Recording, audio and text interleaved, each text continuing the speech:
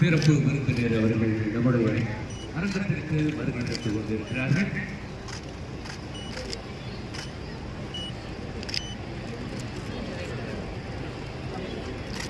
சிறப்பு விருந்தினர் அவர்கள் மாண்புமிகு பாராளுமன்ற உறுப்பினர் தூத்துக்குடி அவர்கள், மாண்புமிகு நிதி சுற்றுச்சூழல் மற்றும் காலநிலை மாற்றுத்துறை அமைச்சர் அவர்கள், மாண்புமிகு சமூக நலன் மற்றும் மக்கள் உரிமைத்துறை அமைச்சர் அவர்கள், மாண்புமிகு மீன்வளம்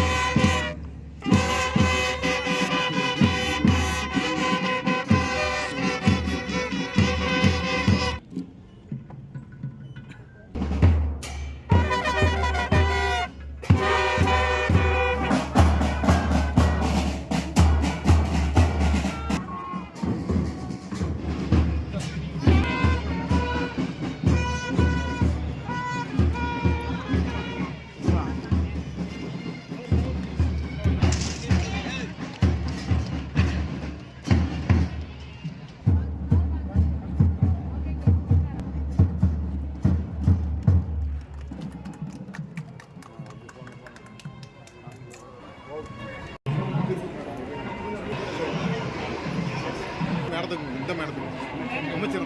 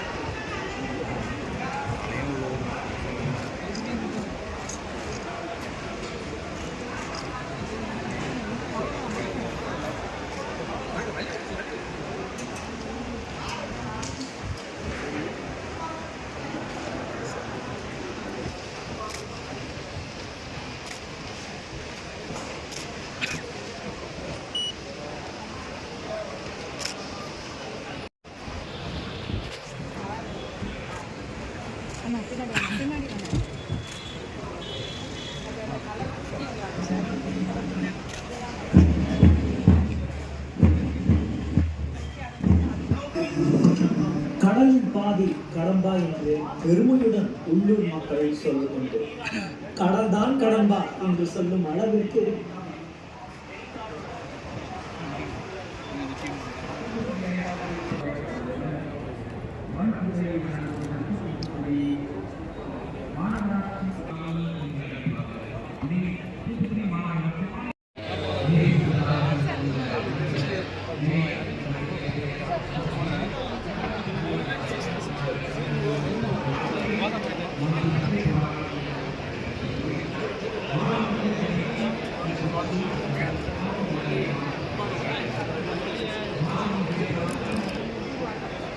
என பயிர்கள் ஒருபுறம், மீன், தாமரை, நாரை என்று வேறொரு நீர் உலகம் இது.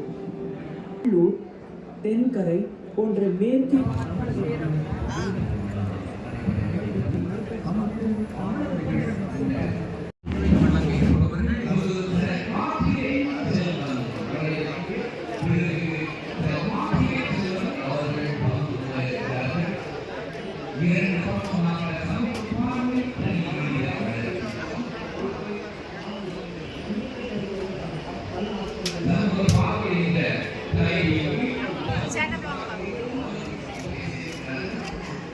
இன்றைய நிகழ்வுக்கு தலைமை ஏற்று தலைமை தலைவர் அவர்கள் வருகை புரிந்துள்ளார்கள்.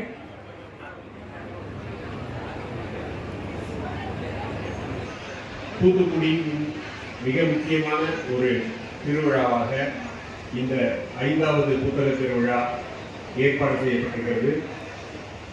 11 நாட்கள் நடைபெறும் இந்த திருவிழாவில் இறுதி 3 நாட்களில் மாநிலத்தில் வேறெங்கேயும் இல்லாத அளவுக்கு நெய்தல் கலை திருவிழா என்ற விழாவை சிறப்புற நமது மாண்புமிகு தூத்துக்குடி பாராளுமன்ற உறுப்பினர் அவர்கள் ஏற்பாடு செய்து கடந்த 3 நாட்களாக நடத்தி வருகிறார்கள். அந்த நிகழ்வும் 10, 11, 9, 10, 11 ஆகிய நாட்களில் நடைபெற உள்ளது.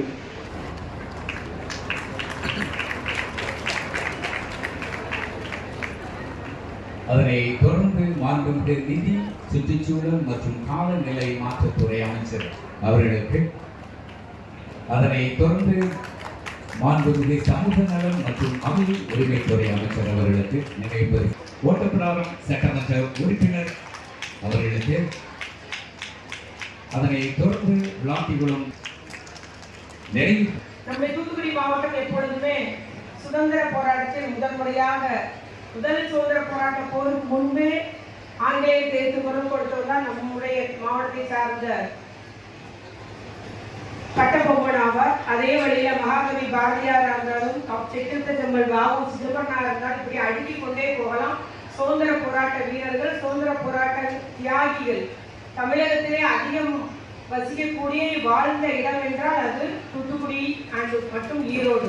ஆகவே அதிக அளவில் சுதந்திரத்துக்காக இன்னுயிர் மீட்டவர்கள், போராளிகள், போராட்ட படையுடையவர்கள். அதுபோல சாகித்ய அகாடமி விருது பெற்ற அவர் கி ராஜநாராயணன் அவர்களாக இருந்தாலும் சரி, இல்ல பூமணி அவர்களாக இருந்தாலும் சரி, இல்ல தர்மன் அவர்களாக இருந்தாலும் சரி, சாகித்ய அகாடமி விருது பெற்ற இலக்கியவாதிகளும் அதிகம் நம்முடைய புத்தகம் எழுதக்கூடிய எத்தனையோ எழுத்தாளர்கள், சொற்பொழிவாளர்கள் என்று வாழ்ந்து வரக்கூடிய ஒரு மண் நம்முடைய தூத்துக்குடி மாவட்டம். எப்படி இந்த மண்ணின் சுதந்திர போராட்டத்திற்கு தூத்துக்குடிதான் முதலிலே குரல் கொடுத்த மாவட்டங்களில் ஒன்றாக இருந்திருக்கிறது என்ற பெருமை பெற்ற மாவட்டம் இந்த மாவட்டம் என்று. இதற்கு மட்டும் முதலில் குரல் கொடுத்தவர்கள் நாம் இல்லை. அதை தாண்டி முதல்ல கல்கட்டால ஓரியன்டலிஸ்ட் அப்படிங்கிற ஒரு அமைப்பு, இந்தியன் ஏசியன் சொசைட்டி அப்படிங்கிற அந்த அமைப்பு ஆரிய மொழி குடும்பத்தை முன்னிலைப்படுத்தி சமஸ்கிருதம் படிச்சாதான் இந்தியாவையே புரிஞ்சுக்க முடியும் அப்படிங்கிற ஒரு முன்னெடுப்பை முன்வைத்து, சமஸ்கிருதம் இல்லைன்னா இந்தியாவே கிடையாது, ஆரியம்தான் இந்தியா என்ற கருத்தை பரப்பிக் கொண்டிருந்த சமயத்திலே முதலாக அதற்கு எதிராக எழும்பிய குரல் தூத்துக்குடியிலே இருந்து எழும்பிய திராவிட மொழி குடும்பம் என்ற ஒன்று இருக்கிறது. அதை வலியுறுத்தி இன்று வரை அதை விவாதித்துக் கொண்டிருக்கிறோம். அதுதான் உண்மை என்பதை நிலைநாட்டிக் கொண்டிருக்கிறோம். இந்த அகழ்வாய்வுகள் எல்லாம் சொல்லக்கூடிய கருத்துக்கள் திராவிட மொழி குடும்பம் தான் எல்லாத்துக்கும் முதலாக வந்தது என்ற அந்த கருத்தை வலியுறுத்தி கொண்டிருக்கிறோம் என்றால் அந்த முதல் குரல் கால்வெல் அவர்களுடைய தூத்துக்குடியில் இருந்து ஒலித்த குரல் தான். எல்லிஸ் துரை சென்னையிலே திருக்குறள், அவரும் வெளிநாட்டிலிருந்து வந்து இப்ப புதுசா நிறைய பேர் திருக்குறள் எல்லாம் சொல்றாங்க இல்லையா.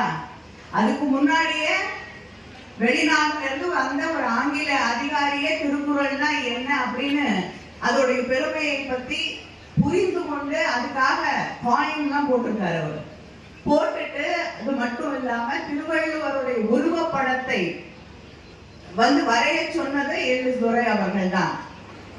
இந்த புத்தக திருவிழாவிலே நான் பேசுகிற போது ஒன்றை நான் குறிப்பிட்டு சொல்வது சால பொருத்தமாக இருக்கும் என்று நான் கருதுகிறேன்.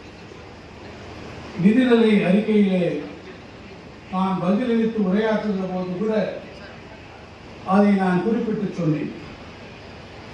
ஐரோப்பாவுக்கு வெளியே அச்சடிக்கப்பட்ட முதல் நூல் தமிழிலே தான் வெளிவந்தது.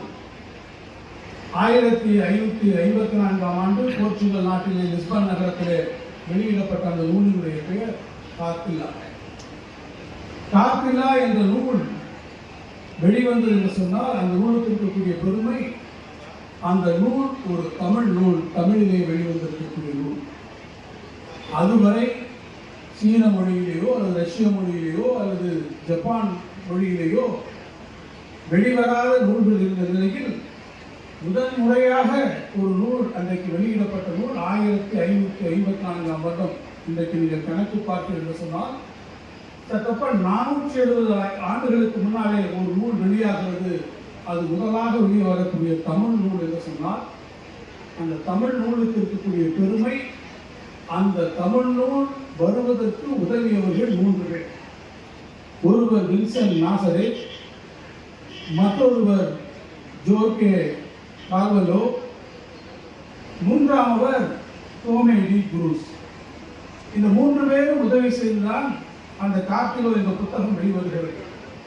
தோழர்களை நான் குறிப்பிட்டு சொல்ல வேண்டும், அந்த 3 பேருக்கும் இருக்கக்கூடிய சிறப்பு, நமக்கு இருக்கக்கூடிய சிறப்பு, அந்த முதல் நூல் வெளிவருவதற்கு காரணமாக இருந்த அந்த 3 பேரும் தூத்துக்குடியை சார்ந்தவர் என்பதுதான் நமக்கு இருக்கக்கூடிய வரலாற்று சிறப்பு என்பதை நீங்கள் வாழ்ந்துள்ளலாம். அதே போல நமக்கு தூத்துக்குடிக்கு அருகே இருக்கக்கூடிய புன்னக்காய் முதல் அச்சுக்கூடம் அங்கே உருவாக்குறது 1586ஆம் ஆண்டு ஹென்ரிக்ஸ் உருவாக்குகிறார். அடியார் வரலாறு என்கின்ற புத்தகம் முதலாக அச்சடிக்கப்பட்ட இடம் தூத்துக்குடி மாவட்டத்தில் இருக்கக்கூடிய புன்னக்காயல். புன்னக்காயலில் அது வந்ததற்கு பிறகுதான் தரங்கம்பாடியிலே சீகன்பால் ஒரு அச்சுக்கூட்டத்தை உருவாக்குகிறார். நாம் இன்றைக்கு கொண்டாடுகிறோமே, முதலாக புத்தகம் வந்தது, முதலாக விவிலியம் அங்கே அச்சடிக்கப்பட்டது என்று. அதற்கு முன்பாக 1586ஆம் ஆண்டிலேயே முதலாக தமிழிலே ஒரு புத்தகம் இந்த நிலத்திலே அடிக்கப்பட்டிருக்கிறது என்று சொன்னால் அந்த நிலம் நம்முடைய தூத்துக்குடி மாவட்டத்துக்கு உரிய பெருமையை பெற்றக்கூடிய நிலம். அது மட்டுமல்ல, லோகந்தா வேலூரில் இருக்கக்கூடிய ஒரு புத்தகம் மதகுரு, அவர் முதலாக ஒரு புத்தகத்தை வெளியிடுகிறார்.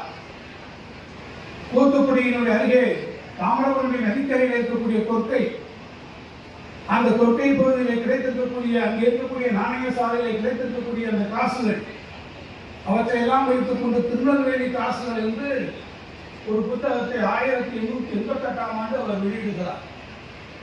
இந்தியாவிலேயே பழங்காசுகள் குறித்து, நியூமிஸ்மாட்டிக்ஸ் என்று அழைக்கக்கூடிய காசுகள் குறித்து அகில இந்தியாவில் முதலாக ஒரு புத்தகம் உருவாகி கொண்டிருக்கிறது சொன்னால் அது லோகந்தால் உருவாக்கிய அந்த திருநெல்வேலி காசுகள் என்ற புத்தகம் தான் முதல் முறையாக நம்முடைய தூத்துக்குடி பகுதியில் இருந்து வந்தது.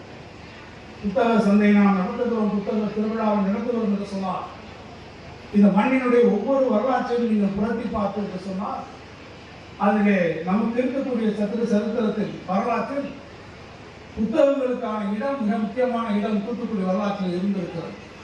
அதே புனக்காயிலில் தான் நாமெல்லோரும் கொண்டாடக்கூடிய தாமிரபரணி அங்கே கடலிலே கலக்கிறது. தாமிரபரணியை பற்றி நான் சொல்ல வேண்டும் என்று சொன்னால் நீங்கள் மிக நன்றாக அறிவீர்கள். தன்பொருணை நதி என்று அழைக்கப்படக்கூடிய நதியாக இருக்கக்கூடிய நதி. தாம்பவன்னி என்கின்ற அந்த பெயர் கிறிஸ்து பிறப்பதற்கு 300 ஆண்டுகளுக்கு முன்பாக அசோகனுடைய கிர்னார் கல்வெட்டுகளில் இடம்பெற்றிருக்கக்கூடிய ஒரு நதி தாம்பவன்னி. அதனுடைய பெயர் பல வகையிலும் அழைக்கக்கூடிய ஒரு பெயராக இருக்கிறது. தூத்துக்குடி மாவட்டமாக இருந்தாலும் ஒரு ஒன்றுபட்ட திருநெல்வேலி சிறுமையாக இருந்தால் இந்த மாவட்டத்திற்கு இருக்கக்கூடிய மிகப்பெரிய பெருமை தாமிரபரணி நதி அல்லது பொருணை நதி. இந்த பொருணை நதி என்று நாம் பலவாறாக அழைக்கக்கூடிய இந்த பொருணை வரலாற்றினுடைய பக்கங்களில், இலக்கியங்களுடைய பக்கங்களில் நீங்கள் புரட்டி பார்த்தால் இந்த பொருணை நதிக்கு பல பெயர்களிலே நாம் அழைத்து கொண்டிருக்கிறோம். தன்பொருணை நதி என்று அழைக்கப்படுகிறது, பொருணல் என்று அழைக்கப்படுகிறது, பொருந்தம் என்று கூட இது அழைக்கப்பட்டு வந்திருக்கிறது.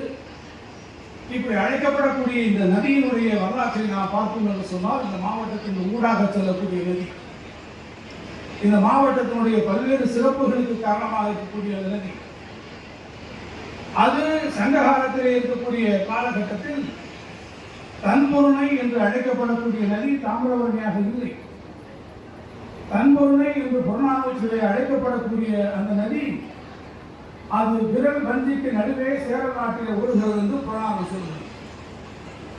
அப்படியானால் அந்த தன்பொருணை நதி சேர நாட்டில் விடக்கூடிய அந்த நதி 14ஆம் நூற்றாண்டுக்கு பிறகு பாண்டிய நாட்டினுடைய தெற்கே இருக்கக்கூடிய நம்முடைய தூத்துக்குடி மாவட்டத்தில் இருக்கக்கூடிய இந்த நதிக்கு அந்த பெயர் 14ஆம் நூற்றாண்டுக்கு பிறகு வருவது நச்சினார்த்தினியர் எழுதுகிறார்.